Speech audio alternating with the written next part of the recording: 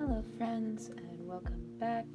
This year I'm doing the art year in review thing again that I did last year because it's super fun to look back on what I've created in the past year. I'm gonna be honest, I didn't paint a ton. I think most of the stuff I did was little sketchbook work, but I'm really happy with the pieces that I've chosen for you today. So if you're new here, the way this works is that I pick one piece that was either mostly completed or completed in a month, depending on how the sort of spread of pieces worked out. So some of these pieces I painted kind of around the same time, and I finished one at the beginning of one month and one at the end of the month before, if that makes sense. So this is January's piece, and I painted it with Indanthrene blue and burnt sienna, I believe. I have a little limited palette video up in there that you can check out after this video if you like. This painting reminds me of Criminal Minds because I attempted to watch the first season of Criminal Minds while painting this, and it was a little too gory for me, but that's what this painting holds. So, you know, that's a thing. I really like the looser textures of this piece. That was something I was starting the year thinking that I wanted to work on, but I didn't really actually spend the time on that. But I really like how the colors spread in this piece, and I think it looks really nice. This is February's piece. It's called Birds Aren't Real because I let my friend name it, and honestly I didn't have a better name for it. There's also a video for this one. This was when I was really consistent about making YouTube videos. That was an interesting time. I really like the lighting in this one. I love how it turned out, and there are some things I would have done differently. I think the proportions in the face are a bit off, but you know, it's fine. I was also painting this one, and actually the last one as well, on hot press paper, and I don't usually work with hot press paper, so it was an interesting learning experience. But painting all of these little rectangles and stripes was so satisfying. I would definitely recommend just adding random shapes to a painting if you like. And I did use a brush that wasn't meant for watercolors, so as you can see there's like some little scrapey bits where it didn't really hold all the paint that I needed it to hold to make these nice juicy lines. But honestly I think that kind of looks cool. Yeah, so I'm really happy with this piece, and I don't usually paint birds. I think if I were to paint this piece again, I would adjust the proportions of the face a little bit and paint a better bird and add more contrast. Alright, March's piece is in this sketchbook, as is September's, but you know, we'll get there when we get there. So this sketchbook is from Sketchbook Co. shop, and I'm almost done with it. So I will have a tour up very soon. So these pieces, I'm kind of cheating and using 3 pieces, but they're in a sketchbook, so who cares. These pieces were painted for International Women's Day, or rather this one was. It's based off of a photograph of a model from, I want to say the 1930s, but I'm not entirely positive. And I don't know, I just felt like painting some bodies, because sometimes you just feel like that, and I wanted to paint not, you know, super skinny model girls. So yep, this is what it is, and these are my ode to stretch mark pieces, based off of, I'm gonna say this wrong, but kintsugi, is that right? The thing where you break pottery and then repair it with gold. And so I painted the base in watercolors. I think I was using Daniel Smith watercolors, but I'm not entirely positive. And then I used my Winsor & Newton gouache to paint the gold, which was really fun, and I think it turned out really well, considering that I never actually painted gold before. I really like the shapes in the background of this one, but I think that the overall color cohesion could have been better because the body's all this really warm blue and then the background's cool blue. So I think even if just the underwear was switched out for a cool blue, it would have worked better, but I still think it looks cool. I really like this piece a lot. Yeah, it just has a really great mood to it that I am a fan of.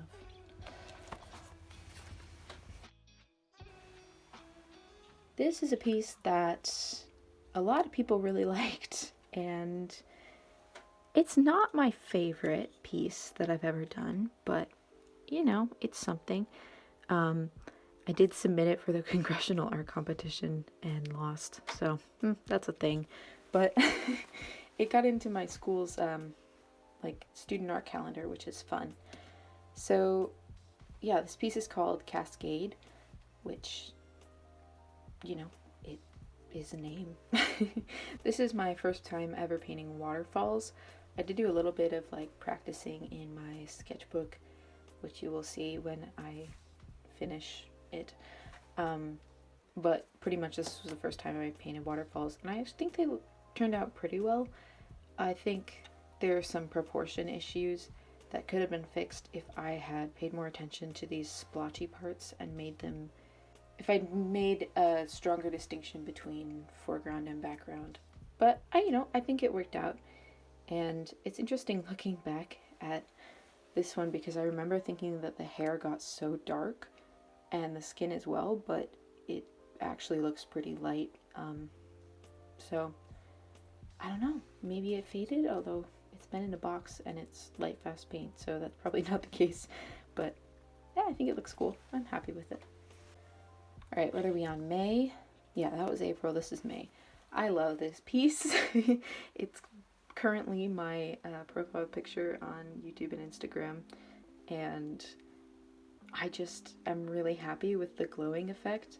That was super hard to get right, and I did a lot of failed practicing in my sketchbook, and I'm hoping to make a tutorial video to help you guys out with the glowing effect in watercolor because I couldn't find anything, and I really like this method of doing it. So look for that in the new year.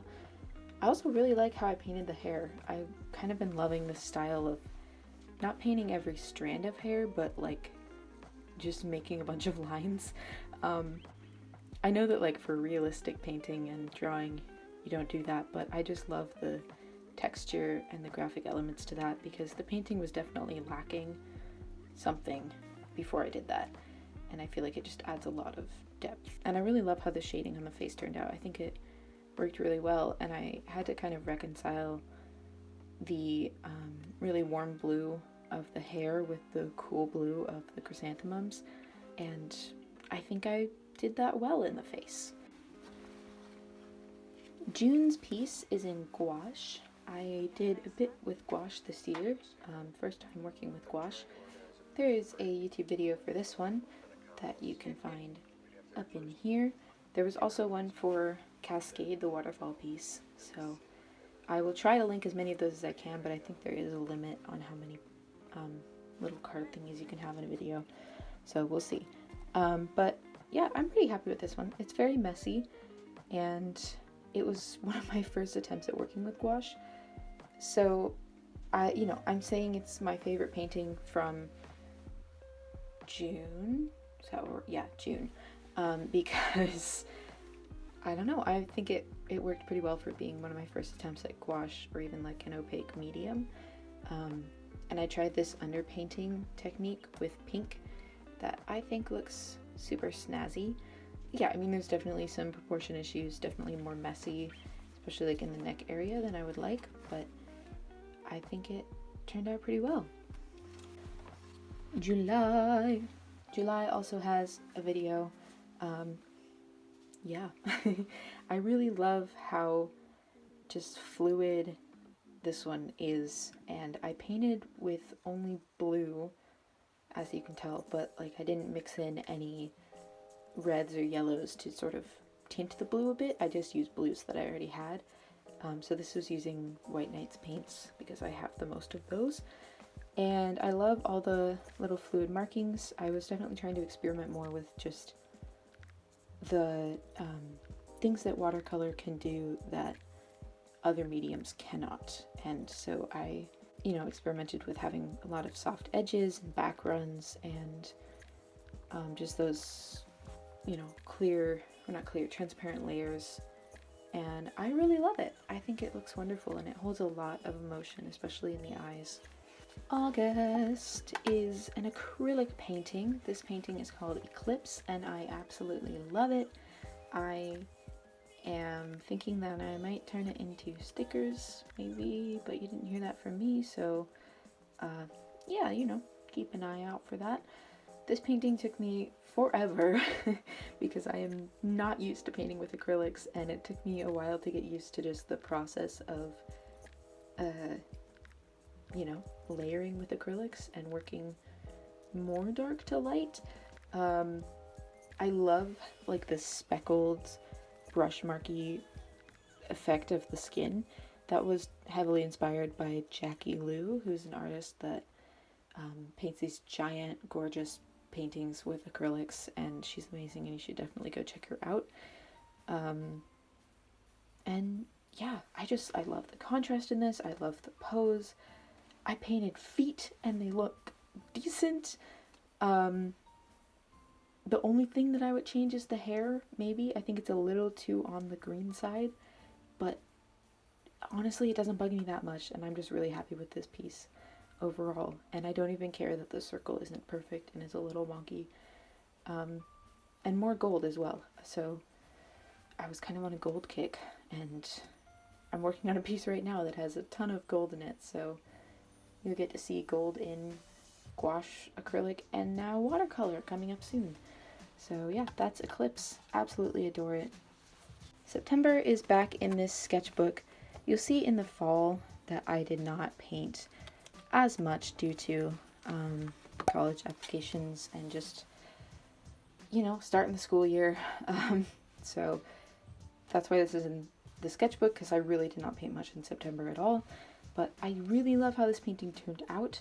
And I'm proud of myself because I didn't even use like masking fluid at all around this circle. I just managed to contain it, except for a little bit right there that I covered with gouache, but shh, don't tell anyone. Yeah, she reminds me of like a mermaid, but like maybe like an estuary mermaid, because she's got those foresty elements as well.